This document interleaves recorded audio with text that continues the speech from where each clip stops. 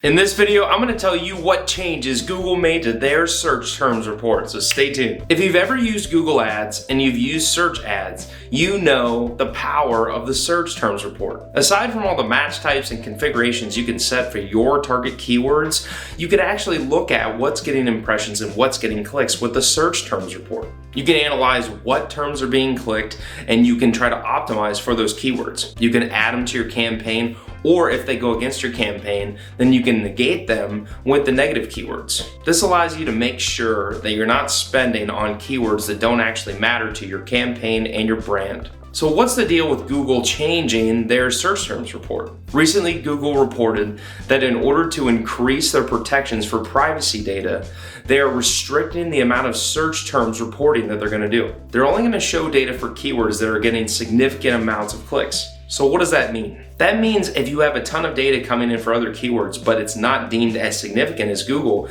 you could potentially lose out on that data. Especially if you're not using a big budget and you're getting a widespread amount of results. You're gonna have to let it run longer, and you might not even get data on some of the keywords that are converting on high ticket sales for you. So if a keyword isn't searched as much as other keywords, but it's getting you results, but it's only happening every once in a while, you might not get that data. Tons of advertisers are frustrated about this. The search terms report allows you to optimize your campaigns so you don't lose out on that ad spend.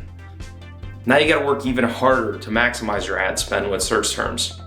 Some people even think that they might be phasing out text ads altogether. In order to deal with this problem, make sure you're definitely using your match types. Match types restrict the keywords that your potential customers are allowed to use when they're searching and clicking on your ads. This way your ad's not showing up for things that it really shouldn't be. So stay away from the broad keywords when you're doing cold traffic. And when you're doing retargeting, make sure you're really on point.